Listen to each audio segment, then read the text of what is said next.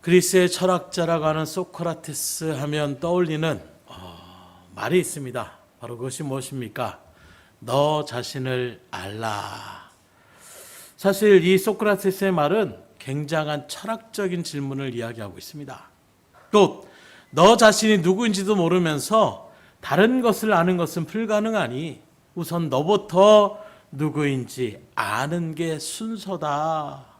이걸 지금 이야기하고 있는 것입니다. 왜냐하면 내가 누구냐 이걸 제대로 모르면 나라는 존재의 가치를 잘못 판단하게 돼서 내가 누군지도 모르기에 때로는 교만에 넘어지기도 하고 때로는 열등감에 사로잡혀서 절망감에 빠질 수도 있기 때문이라는 것입니다. 그래서 먼저 나란 존재가 누구인지를 우리가 분명히 알아야 되는데 이렇게 나란 존재를 우리가 아는 방법엔 여러 가지가 있어요.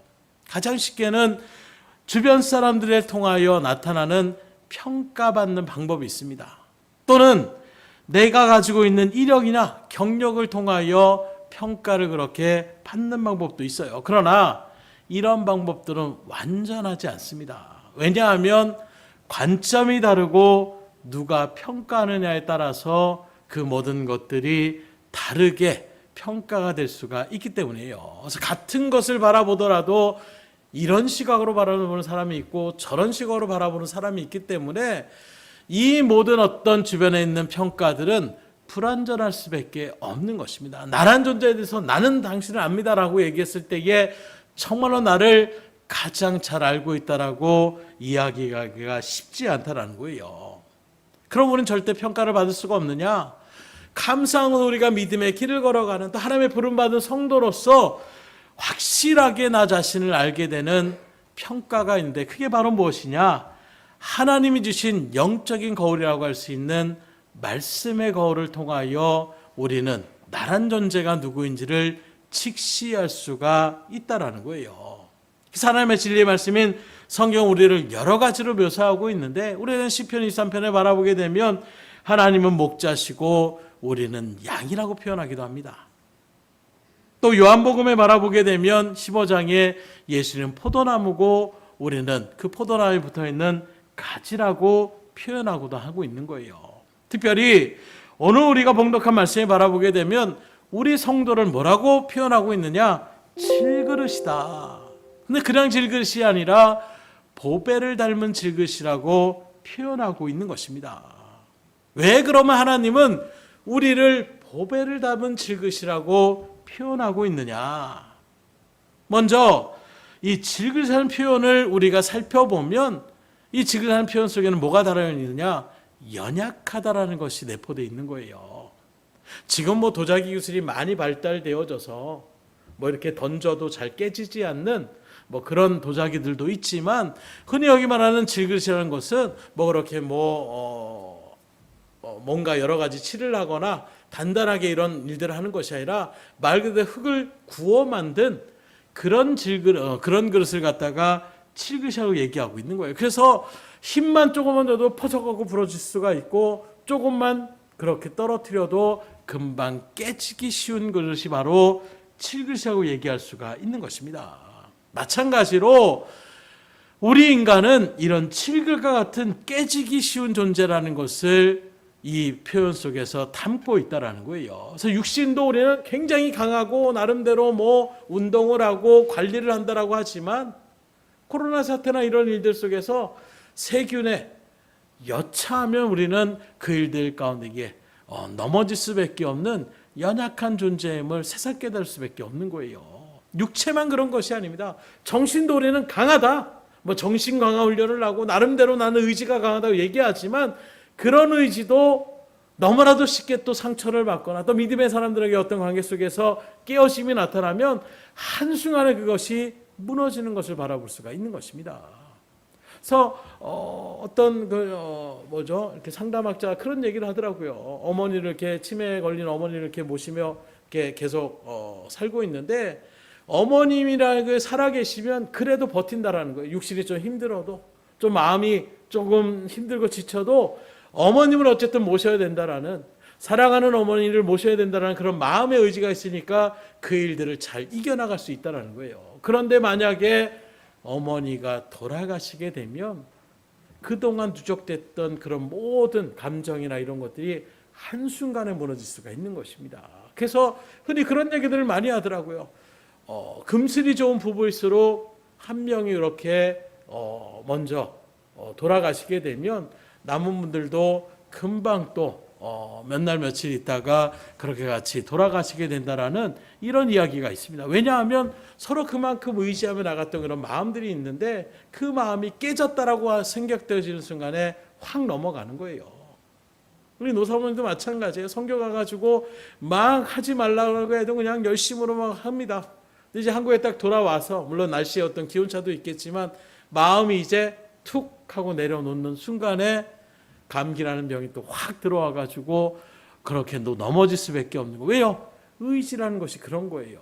그래서 우리 강한 것처럼 생각되었지만 또 한없이 마음적으로도 의지적으로도 깨지기 쉬운 그런 칠흑과 같은 존재라는 것을 분명하게 이야기하고 있습니다. 두 번째로 이 칠흑에 포함되는 것은 바로 무엇이냐? 볼품이 없다라는 거예요. 방금도 말씀드린 것처럼 고려청자나 이저백자나 여러 가지 어떤 무늬가 이런 것이 아니라 칠흑은 말 그대로 거기에 유약이나 이런 것들을 제대로 바르지 않는 흙으로 만든 그런 구워 만든 그릇을 얘기하고 있습니다. 그러니 값어치가 없다라는 거예요. 그렇게 대단한 가치를 느낄 수 없는 그릇이 바로 칠흑이라고 이야기할 수가 있는 것입니다. 마찬가지로 우리들의 존재라는 것이 이 세상에서도 우리가 바라볼 때에 우리는 나름대로 대단한 존재처럼 그렇게 사람들에게 가치를 부여하며 나가지만 상대적인 어떤 평가를 바라본다라면 다른 사람들한테 내가 이렇게 저렇게 자신감을 그렇게 나타내는 사람들은 그렇게 많지 않더라고요. 이번에 은성이를 같이 성경하면서 느꼈던 게 아주 자신감이 넘치더라고요. 얼마나 조리 있게 얘기를 잘하는지 그런 일들의 모습이 그 전에 싱가포르를 가고 요새는 예전에는 안 그랬대요. 어느 순간부터 선생님 뭐만 얘기하면 무조건 손든다는 거죠. 몰라도 그래. 자기 입으로 그래요. 예전에 그랬는데 목사님 제가요 요새는요 몰라도 알아도 무조건 손 들고 봐요. 그리고 틀리면 모르면 모릅니다 라고 대답하고 그냥 끝난다는 거예요. 자신감으로 나아가다 보면 어떻게 됩니까? 그렇게 살다 보면 점점 어떤 일들 가운데 그런 자신감을 느끼게 되는데 오히려 어른들이 되면서는 내가 하지 못하는 것들을 더 직시하게 되면서 자신감이 점점 사라지는 것이 우리의 모습이지 않는가. 마찬가지로 질거하다라는 것은 바로 그런 모습이에요. 세상적으로 또 하나님 앞에 그 전능하신 하나님 앞에 바라볼 때에는 우리는 볼품없는 그런 존재일 수밖에 없음을 이야기하고 있는 것입니다. 그런 존재가 하나님을 뭐라고 얘기하고 하나님을 대적하고 나가고 이런 일들 가운데 있으니 하나님 앞에 바라볼 때는 얼마나 그것이 우습겠어요. 세 번째는 이 칠흑이라는 표현은 그래도 만들어진 존재라는 것을 이야기하고 있어요. 곧 그냥 가만히 흙이 있는데 흙이 그릇의 모양을 취하는 것이 아니라 뭔가 사람의 손길에서 빚어서 구워서 만들어지는 것이 그릇이라는 거예요. 겉으로는 볼품이 없어 보이지만 어쨌든 그것을 만든 손길이 있다는 것입니다. 무슨 말씀을 드리고자 하냐면 우리는 우리 스스로 평가해도 부족함을 느낄 때가 있어요. 그러나 우리를 누가 만드셨습니까? 하나님이 만드셨어요. 그 능력의 하나님이 여러분들을 만드심을 믿음으로 바라보시면서 그러니 내가 좀 지혜가 부족하다고 또 키가 좀 작다고 여러 가지 외모적으로 그런 것 때문에 실망하지 마십시오. 불평하지 마십시오. 비록 외모는 우리가 칠흑 같은 존재일지 모르지만 하나님께서 만드신 존재임에 정말로 자긍심과 자부심을 가질 수 있기를 주님으로 축원합니다. 우리 옆 사람한테는 선포하겠습니다. 이래봬도 나는 하나님의 작품입니다. 여러분들 다 하나님의 작품이에요. 그 마음으로 우리가 자부심을 갖고 살아가시는 것입니다. 그게 바로 그리스도의 자존감이에요. 나는 비록 부족하고 나는 비록 무가치한 그런 존재일지 모르지만 그 능력이 하나님은 나를 만드시고 그 능력이 하나님은 나를 부르시고 그 능력이 하나님은 나를 통하여 역사하시기를 원하신다라면 나는 이 세상에 그 어떤 보다도 보배로운 가치 있는 그런 자리 매개한 가운데 쓰임받을 수 있다는 것을 우리가 분명히 아셔야 된다는 거예요. 그런데 특별히 그런 흙으로 여러 가지 일들을 만들 수가 있는데 특별히 그릇이라고 또 표현하고 있는 거예요. 왜 그릇이라 표현하고 있습니까? 그건 바로 그릇 자체가 대단하게 보여지기보다는 그 그릇에 무엇이 담겨 있는가가 중요한 의미가 바로 그릇에 포함되어 있는 것입니다. 곧 그릇에 밥이 담겨 있으면 밥그릇이 되는 것이고, 그릇에 더러운 것들이 그렇게 오므려 있으면 그건 더러운 편기와 같은 그런 모습일 수밖에 없는 거예요. 곧 그릇이라는 것에 똑같은 그릇이라도 거기에 무엇이 담겨 있느냐에 따라서 가치 있는 그런 그릇으로 변화될 수가 있기 때문에 특별히 그릇이라고 표현하고 있는 것입니다.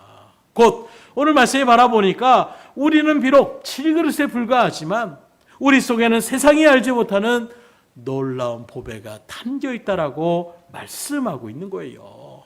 곧 나란 존재는 정말로 이 세상에서 또 하나님을 바라볼 때에도 정말로 부족하고 연약한 존재이지만, 그런 연약한 나의 존재 가운데에 보배가, 가장 귀한 보배가 담겨 있기 때문에 나란 존재도 그 일들 가운데에 소중하고 보배로운 그런 자리매김 가운데 설 수 있다는 것을 말씀하고 있는 거예요. 그렇다면 이 보배가 무엇인지 우리가 분명히 또한 알아야 됩니다. 이 보배가 바로 무엇입니까? 바로 예수 그리스도를 말씀하고 있는 것입니다. 또 우리에게는 한 걸음 더 나아가 진리의 복음이 바로 보배라고 얘기하고 있는 거예요. 왜냐하면 말씀이 육신이 되어 오신 분이 예수님이시기 때문인 것입니다.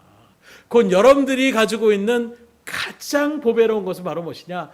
내 안에 하나님의 말씀이 살아 움직일 때에 여러분들은 보배로운 그런 질그릇이라고 이야기할 수가 있는 거예요. 그러면 왜 예수님이라는 이 복음, 예수, 이 진리의 말씀이 우리에게 이렇게 값어치 있는 보배일 수밖에 없느냐? 왜냐하면 이 예수 그리스도의 능력이 있기 때문이에요. 이 말씀의 능력이 있기 때문인 것입니다. 오늘 말씀에도 바라보면 7절을 바라보십시오.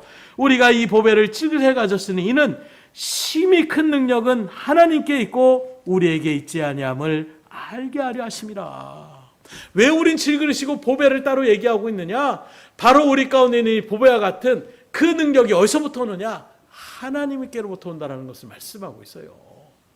그 우리는 아무런 정말 연약하고 부족하지만 그 능력이 하나님께서 우리에게 말씀을 통하여 예수님을 영접하는 그 은혜 가운데 우리가 속해 있을 때에 우리를 통하여 하나님의 놀라운 능력을 발휘하며 나갈 때에, 그러므로 우리의 능력이 아닌 하나님이 주시는 능력임을 우리가 증거하기 위하여 우리가 보배를 닮은 질그릇이라고 표현하고 있다고 말씀하고 있어요. 그래서 오늘도 복음을 들고 나아가는 복음의 사명자들 가운데에 하나님은 지금도 역사하십니다. 그래서 작년에도 말레이시아 선교를 갔을 때에도 말씀드렸잖아요. 그 오지에 말도 제대로 알아들을 수 없는 그곳에 갔을 때에 특별히 사명을 감당해 나가는 그 선교 목사님조차도 기도로 무슨 귀신 쫓아나고 이런 것들에 대한 부분들을 오히려 보수신학적으로 병원에 가야지, 의사에게 약을 먹어야지, 이런 마음이 더 강했음에도 불구하고 하나님의 맡겨진 사명, 복음 증거로의 그 영혼에게 나아갔을 때에 하나님이 그 손길을 통하여 그 기도를 통하여 역사하여 주더라는 거예요. 나란 존재가 스스로 놀라는 것입니다. 그 일들을 통하여 하나님이 나와 함께 하시면 얼마든지 이런 능력이 나갈 수가 있는 것이구나. 오히려 선교를 하기 전까지는 그런 능력을 갖다 나름대로 배제한 거예요. 그런 심리주의에 빠지면 안 된다, 이렇게 마음 가졌던 사람이 오히려 선교의 현장, 하나님의 복음을 증거하고 영혼을 살릴 일을 가운데 나가니까 그 속에서 하나님께서 그 속에서 역사하시며 거기서 스스로가 또 깨닫게 하여 주시는 것입니다. 그러니 더 담대하게 복음을 증거하며 나갈 수가 있게 되는 거예요. 그러기에 오늘도 마찬가지입니다. 나 스스로를 평가하는 것으로 기죽지 마세요. 열등감에 사로잡히지 마십시오. 하나님의 손길에 우리가 붙잡힌 바 되기만 하면 얼마든지 여러분들을 통하여 놀라운 기적의 역사들을 이뤄나갈 수 있음을 믿으시기를 주임으로 축원합니다. 그게 바로 질그릇 안에 보배가 담겨 있을 때 가능한 거예요. 예수님이 우리 가운데에 없다라면, 예수님의 말씀이 우리 가운데에 중심이 되어 그 말씀대로 나아가지 않는다라면 능력은 나타날 수가 없어요. 왜요? 내가 가진 능력이 아니라 하나님이 주셔야 발휘될 수 있는 능력이기 때문에, 그러기에 우리는 보배로운 그 하나님의 복음의 진리를 가지고 주의 일들을 감당해 나갈 수 있는 여러분들이 될 수 있기를 주임으로 축원합니다. 왜 이것을 말씀드리냐면 오늘날에도 안타깝게도 이 보배로운 주님을 믿음으로 영접했음에도 불구하고 정작 나 자신의 가치를 인지하지 못해서 마치 그 선교제하는 선교사님처럼 나를 통하여 얼마든지 하나님의 놀라운 역사를 일어나갈 수 있지만 스스로가 그것을 아예 할 수 없어. 그건 말도 안 돼. 하나님의 어떤 능력을 제한하며 나아가는 믿음 없는 자리에 우리가 설 수밖에 없는 거예요. 오늘 말씀 앞에서는 여러분들은 예수님의 복음을 받아들인 것이 얼마나 능력 있는 가치이고 얼마나 보배로운 가치인지를 다시금 믿음 가운데 새기셔서 나는 할 수 없어, 나는 안 된다는 말씀이 그런 말들을 선포하는 것이 아니라 주께서 명하시면 얼마든지 할 수 있다라는, 하나님이 능력만 주시면 모든 것을 할 수 있다라는 바울의 고백과 같이 담대함으로 그 모든 일들을 이겨나갈 수 있기를 주임으로 축원합니다.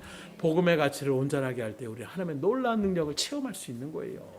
아무리 보배를 주면 뭐랍니까? 새벽에 말씀드린 것처럼 비행기 티켓을 돈을 주고 샀으면 그 종이 조각을 바라보는 것이 아니라 이 티켓만 있으면 나는 비행기를 탈 수 있다라는 분명한 확신이 있으면 그걸 갖다가 잘 간수하고 나가게 되는 거예요. 그런데 그걸 돈을 갖다가 샀는데도 에이, 이 종이 조각이라는데 무슨 비행기를 탈 수 있어? 그걸 실적으로 생각해서 버려버리면 그 다음에 거기 와가지고 티켓 좀 보여주세요. 내가 지금 돈 주고 살렵니다. 돈을 주고도 안 됩니다. 예약된 사람은 탈 수 있습니다. 거절당할 수밖에 없는 거예요. 우리가 하나님에 대한 분명한 믿음의 가치를 우리가 안다라면 우리는 담대하게 나갈 수 있는 것입니다. 그래서 티켓을 갖고 이 사람은 우물쭈물하지 않아요. 준비하고 있다가 잠깐 볼게요. 그냥 보여줍니다. 거기에도 갔다부터 제가 부연 설명할 필요도 없어요. 보여달라는 것만 보여주면 나는 그 안에 들어갈 수 있는 것입니다. 마찬가지예요. 여러분들이 예수님을 믿음으로 받아들이고 그 말씀 앞에 온전하게 순종하며 나아가면 하나님의 역사는 뒤따라올 수밖에 없어요. 역으로 얘기하면 내가 하나님의 맡겨진 말씀대로 살아가지 않을 때에 우리 가운데 역사는 일어날 수 없습니다. 복음의 역사를 일으키길 원하십니까? 그럼 맡겨진 그 복음대로 복음을 증거하며 나갈 수 있기를 주임으로 축원합니다. 그러면 하나님의 놀라운 능력을 체험하게 되는 거예요. 그리고 능력을 체험하면 능력을 당하는 사람만이 감사한 것이 아니라 능력을 행하는 내가 먼저 믿음의 자리 가운데 더 온전하게 설 수가 있는 거예요. 그래서 복음을 전하는 자가 더 복된 것입니다. 심지어 지금 제자들 파송하면서 뭐라고 합니까? 야, 평안을 빌어라. 그들에게 복음을 전하라. 받아들이지 않는다라고 걱정하지 말아라. 그 신발 털고 다른 데로 가면 된다라는 거예요. 그리고 그들이 받아들이지 않는 그 평안과 그 정말로 복음의 말씀이 전했던 나에게로 다시금 하나님이 주신다고 하니 우리가 손해볼 것이 무엇입니까? 세상 말로 얘기하면 손해볼 것이 하나도 없는 것이 복음 증거의 사명이에요. 그런데 전하면 사람들이 욕하는데요, 비웃는데요, 창피한데요. 정말로 우리가 전하는 이 복음의 가치가 어떤 것이고 그 가치를 통해 하나님께서 주시는 그 은혜가 무엇인지를 안다라면 우리가 그것을 알지 못했기 때문에 나가지 못하는 것이지 창피함이 무슨 대수로입니까? 정말로 그 모든 일 가운데 그것이 얼마나 가치 있는 것을 안다라고 한다라면 다른 사람이 뭐라고 해도 세상 말로 하면 미친 듯이 달려나가는 거예요. 왜요? 가치를 아는 사람은 가는 것입니다. 똑같은 것을 바라보더라도 가치의 중요성을 모르는 사람은 그냥 대충 하면서 그렇게 나갈 수밖에 없는 거예요. 정말 바라고 원하기는 복음의 가치가 얼마나 대단한 능력이고 그 영혼을 살리는 능력이 바로 하나님의 말씀인 복음에 있음을 분명하게 아시고 이 보배를 여러분들만 간직하는 것이 아니라 능력을 행함으로 보배를 나눠줄 수 있기를 주임으로 축원합니다. 두 번째로 왜 예수님의 이 복음이 보배가 되느냐? 복음은 영원하기 때문이에요. 예수님이 오실 때 구약에서부터 이 하나님의 말씀의 복음은 진리입니다. 변함이 없어요. 이 세상의 것들은 다 변합니다. 그런 변화가 많은 것을 세상도 알면서 변하지 않는 것에 대한 가치를 되게 소중히 여겨요. 그래서 우리가 다이아몬드 또 금이나 이런 것들의 값어치를 높게 평가하는 것이 무엇입니까? 그런 것들이 희소성도 있지만 변하지가 않는 거예요. 웬만하면 변하지 않는 그런 다이아몬드도 불에 막 이렇게 그을리고 하면 그것도 변할 수밖에 없더라고요. 이 세상의 것들은 영원한 것이 없습니다. 그러나 우리에게 담겨있는 이 예수님의 복음은 시대를 막론하고 그 예수님의 복을 받아들인 자마다 영원한 영생의 자리로 이끌어갈 수 있는 복의 힘을 믿으시기를 주임으로 축원합니다. 이건 변함이 없는 거예요. 예수님의 시대, 그 뒤에 사도의 시대, 교부의 시대, 중세의 시대, 그 모든 시대를 아울러서 그 시대에도 예수를 영접한 구원받는 것처럼 오늘날 우리가 사는 이 시대에도 예수님을 모시지 않고서는 구원의 자리에 설 수가 없는 것입니다. 계속 말씀드린 것처럼 물질이 최고인 것처럼 또 어떤 명예가 최고인 것처럼 권력이 최고인 것처럼 그러나 그 모든 것을 가진들 생명을 잃어버리면 그 모든 것이 누구의 것이 되겠습니까? 그것도 이 세상의 생명은 아무리 내가 지키려고 해도 이제는 150년 정도 이렇게 얘기하더라고요. 그러나 하나님의 이 생명은 150년이 아닙니다.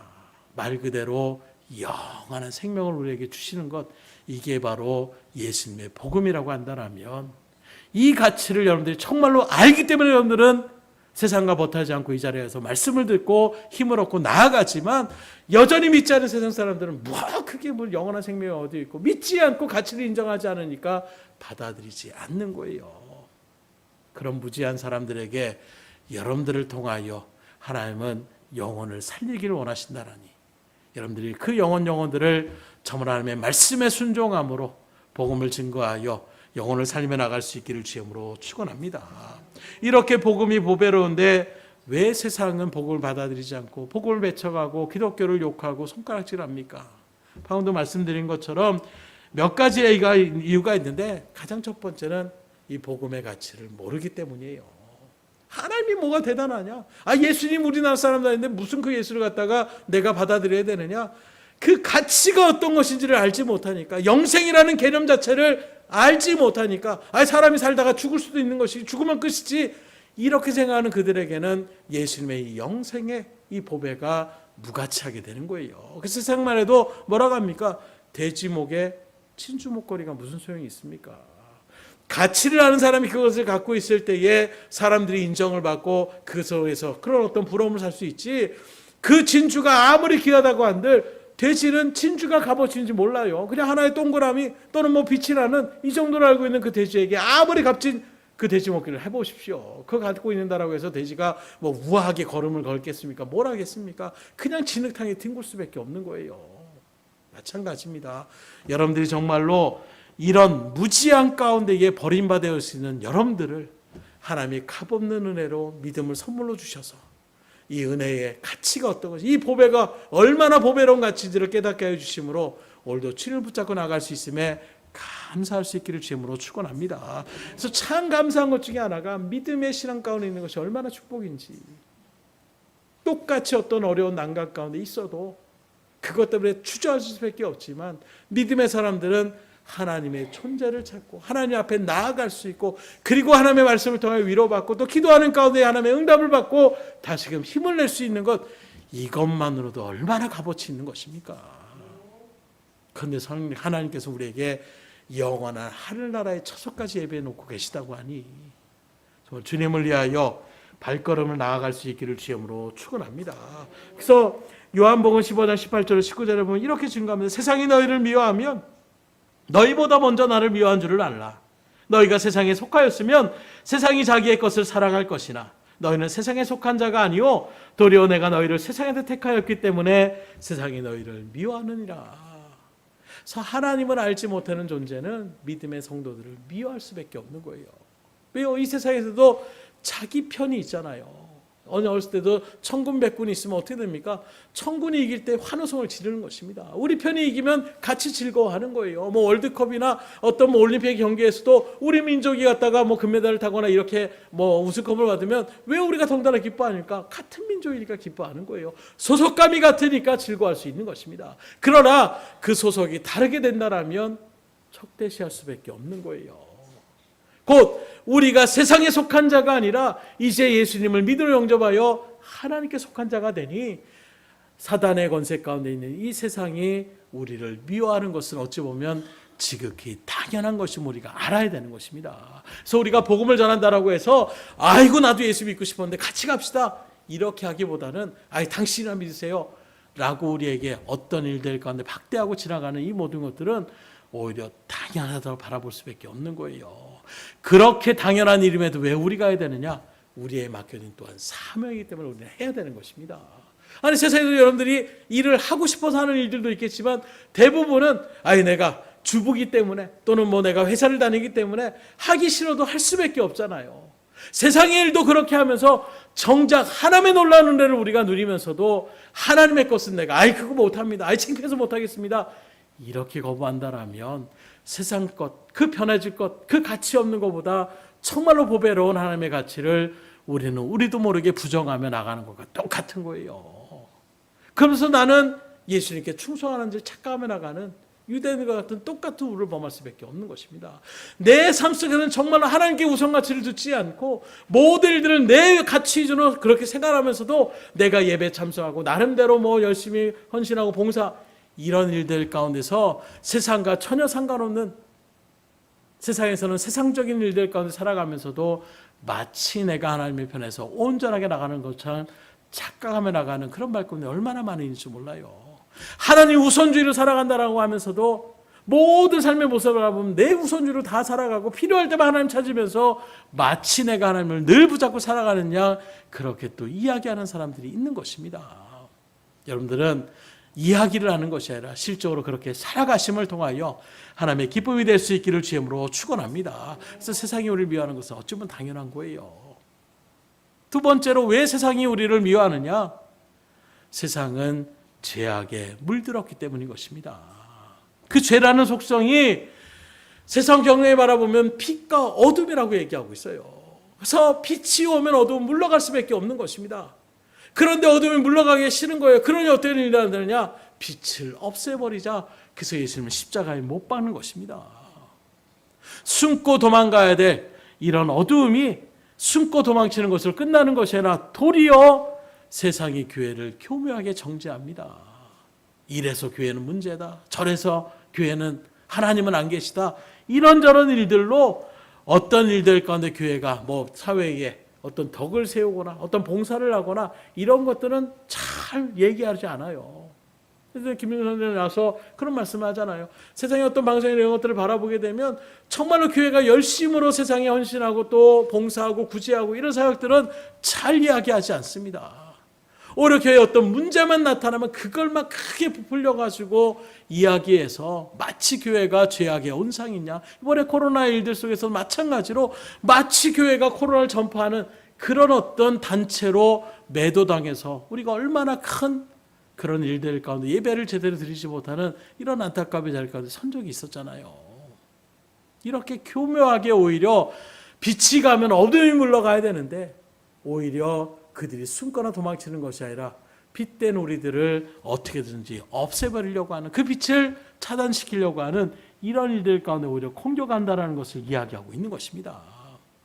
그렇다고 해서 그럼 난 전도하려고 하면 세상이 그렇게 날 미워할 수밖에 없고 나를 공격할 수밖에 없고 내가 그걸 굳이 해야 되느냐 걱정할 것이 없는 것은 오늘 8절 9절의 말씀입니다.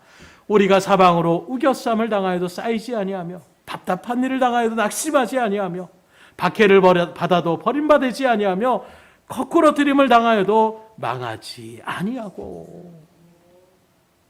하나님은 우리에게 이런 말씀을 주셔서 다시금 소망을 주시는 거예요. 그냥 죽을지언정 죽어라도 나가야 돼. 그렇게 해도 너희들은 무조건 해야 된다. 고난 받아도 어쩔 수 없다. 이렇게 말씀하셔도 하나님 명령을 우리는 들어야 되는 거예요. 근데 하나님은 우리를 너무나도 사랑하시고 긍휼히 여기셔서 그렇게 나가는 우리들을 보혜사 성령을 우리에게 붙여주시고 그런 일들 가운데서는 우리들을 통하여 하나님은 필요에 따라서 우리를 보호하여 주시고 인도하시고 역사하여 주시는 것입니다. 물론 우리가 이런 일들 가운데 있을 때 복음을 증거하며 나가면 공격을 당하기도 하고 심지어 순교를 당하기도 해요. 우리나라도 마찬가지였고 지금도 전 세계 곳곳에 선교사님들이 그렇게 복음을 증거하며 나아가다가 그렇게 발각이 돼서 순교를 당하는 일들이 지금도 벌어지고 있습니다. 이처럼 믿음의 성도는 신앙 때문에 때로 답답한 일을 당할 때도 있고 곤고한 일 가운데에 놓여질 때도 있는 거예요. 우리에게도 시적으로 얘기해서 그 정도까지는 안 해도 나름대로 하나님 앞에 기도하고 나름대로 하나님 앞에 열심히 있고 나름대로 하나님 앞에 헌신했음에도 불구하고 뭔가 하나님의 즉각적인 문제 해결이나 응답을 받지 못할 때에 우리는 답답할 때가 있습니다. 그래도 우리가 인생을 살면서 속단하시면 안 된다는 거예요. 왜냐하면 좋다고 생각했는데 나쁜 결과를 초래할 때도 있고 안 좋은 거라고 생각했는데 하나님의 축복의 역사로 그렇게 마무리를 할 때도 있다는 거예요. 실제로 사업의 망해서 이제는 끝났구나, 죽었구나 생각했는데 오히려 더 좋은 사업장을 알려지게 하여 주셔서 큰 복과 은혜를 누려나갔던 이런 간증들을 우리가 바라볼 수가 있는 것입니다. 육신의 질병을 얻어서 아이고 이제는 내가 어떻게 할 수 있을까 절망했는데 오히려 그 병 때문에 예수님에 대한 복음을 더 믿음 가운데 새기게 되고 더 담대한 가운데 하나님의 놀라운 능력을 체험해서 오히려 더 하나님의 복음을 증감해 나가는 복음의 사역자의 길을 걸어가는 모습들도 우리가 바라볼 수가 있는 거예요. 성경을 바라보게 되면 하나님은 마치 우리들을 역전의 그런 자리 가운데 세우는 것을 즐기시는 것처럼 보일 때도 있어요. 우리가 잘 아는 모세를 바라보십시오. 태어나자마자 죽을 수밖에 없는 현장 가운데 있어요. 얼마나 처참한 일입니까? 그런데 그런 모세를 어쩌서 갈대당자에 그렇게 따르는데 그 시대에 가장 강렬한 애굽의 그 공주의 아들로 입양이 되는 거예요. 그런 입양일들 가운데에 그 대단한 학문들을 바라보고 나이 40이 돼서 이제는 내가 정말 혈기왕성한 일들 가운데에 이스라엘 우리 민족들을 내가 어떻게든 보호해야지 자신 있게 나갔다가 어떻게 됩니까? 살인자로 몰려서 결국에는 광야로 도망치게 되는 이런 일들 가운데 또 있는 것입니다. 계속 거기서 40년의 미디어가의 생활 가운데서 이제는 완전히 초라한 늙은이가 되어져서 그런 일들 가운데 이게 지팡이를 의지하며 나간다라는 그런 고백 가운데 나는 이제 못합니다. 그런 모세를 또 하나님이 붙잡아 주시니까 40년 동안 이스라엘 백성들 그 200만이 넘는 백성들을 하나님의 놀라운 은혜의 일들 가운데 인도하는 지도자의 일들을 감당케 하여 주전하여 왔다 갔다 하는 것입니다. 요셉도 바라보십시오. 형들의 시기와 질투 가운데에 아버지 사랑할 때 좋았습니다. 반대로 또 형들의 질투를 받습니다. 그래서 죽을 고비 가운데 애굽으로 그렇게 팔려가요. 얼마나 처참합니까? 형제들에게 그렇게 팔림을 당하는 그 마음이 얼마나 그럼에도 불구하고 오히려 그 자리를 통하여 애굽의 총리가 되는 놀라움의 역사를 하나님께서 인도하여 주시는 거예요. 그걸 깨달았기 때문에 요셉은 어떻게 합니까? 형제들 두려워서 아버지가 죽으면서 절대로 형제들을 해를 끼치지 말라고 그런 말 하지 마십시오. 제가 여기 온 것은 다 하나님의 뜻대로 온 것입니다. 그런 내가 어떻게 하나님의 뜻을 거스르고 당신들을 해할 수 있겠습니까? 하나님은 얼마든지 우리를 어떤 고난의 역경 속에서도 찬란한 은혜의 자리 가운데로 이끌어갈 수 있는 능력이라는 것을 믿으시기를 주임으로 축원합니다. 그래서 신앙의 길은 속다는 금물이에요. 이 세상에서 뭐라고 합니까? 말은 끝까지 들어봐야 된다라고 얘기하잖아요. 인생도 끝까지 봐야지 된다라고 이야기하는 것입니다. 잠깐에 우리가 속단하지 마세요. 신앙도 마찬가지입니다. 마지막이 어떻게 되는가가 중요한 거예요. 특별히 믿음의 성도라면 세상이 아무리 공격을 해도 오늘 말씀에 비춰보면 뭐라고 합니까? 우리는 결코 멸망당할 존재가 아닙니다. 승리의 자리 가운데에 서게 됨을 선포하고 있어요. 그래서 오늘 말씀에 믿음의 성도는 박해를 받아도 버림받지 않는다라고 선포하십니다. 심지어 거꾸로 뛰림을 당하여도 망하지 않는다라고 우리에게 약속해 주셨어요. 그래서 우리 믿음의 성도는 망하지 않습니다. 이 세상의 죽음으로 우리는 끝나는 인생이 아니에요. 오히려 그 이후에 하나님의 놀라운 영광의 나라가 있기 때문에 이 세상에서 정말 거지 나사로처럼 그렇게 사람들에게 무시를 당하고 비참한 최후를 당하는 것, 아이고 인생이 저런 인생이 무엇이냐 할지라도 그 다음에 하늘나라의 약속의 소망이 있기 때문에 우리는 승자할 수밖에 없는 거예요. 그게 바로 여러분들을 믿으시길 주임으로 축원합니다. 우리 옆 사람에게 선포하겠습니다. 당신은 승자할 수밖에 없습니다. 여러분들은 이길 수밖에 없어요. 진력은 그렇게 발버둥 쳐도 우리는 칠 수 있는 존재가 아닙니다. 얼마나 복된 거예요. 아시는 것처럼 이 세상은 만만하지 않아요. 녹록하지 않습니다. 저보다 더 세상을 살아오신 분은 더 아실 거예요. 저도 아이들에게 가끔 얘기할 때 세상은 그렇게 만만하지 않아. 이런 얘기를 참 많이 할 때가 있습니다. 그럼에도 불구하고 우리가 걱정하지 않을 것은, 넘어지지 않을 것은 하나님께서 우리에게 보배를 주셨기 때문에, 그 보배가 뭐라고요? 예수님의 말씀. 그 예수님 우리 안에 함께 하실 때에 우린 결코 쓰러지는 존재가 될 수가 없는 거예요. 그 소망 가운데에 온전하게 능력을 발휘하며 나갈 수 있기를 주님으로 축원합니다. 말씀을 드립니다. 여러분들 속에 있는 보배가 있음을 여러분들 분명하게 믿음으로 확증하십니까? 그렇다면 정말로 우리가 이 세상의 금이나 보석 때문에 우리가 힘이 나는 것이 아니라, 돈 몇 푼 때문에 우리가 마음이 그냥 힘들었다가 또 마음이 기뻤다, 이게 아니라 정말로 이 세상과 바꿀 수 없는 그 영원한 생명이 되시는 예수님을 믿음으로 우리 가운데에 선물로 주셨으니, 그 주를 믿는 그 믿음의 보배를 가지고 하나님 앞에 감사하며 나갈 수 있기를 주님으로 축원합니다. 그렇기 때문에 우리는 겉모양은 언한 칠긋에 불과하지만 우리에게 담겨져 있는 이 보배는 그 어떤 것, 이 세상에 그 어떤 것보다 값지고 존귀한 가치가 있기 때문에 이것을 깨닫는 것이 중요해요. 내가 갖고 있는 이 보배가 얼마나 대단한 가치가 있는지를 알아야 우리가 그 일들 가운데에 자랑스럽게 복음을 증거하고 믿음의 역사들을 이뤄나갈 수가 있기 때문인 것입니다. 오늘 11절의 말씀입니다. 우리 살아있는 자가 항상 예수를 위하여 죽음에 넘겨짐은 예수의 생명이 또한 우리 죽을 육체에 나타나게 하려 함이라. 이 말씀에 보면 사도 바울은 복음을 증거하기 위하여 죽음에 넘겨진다라고 표현하고 있어요.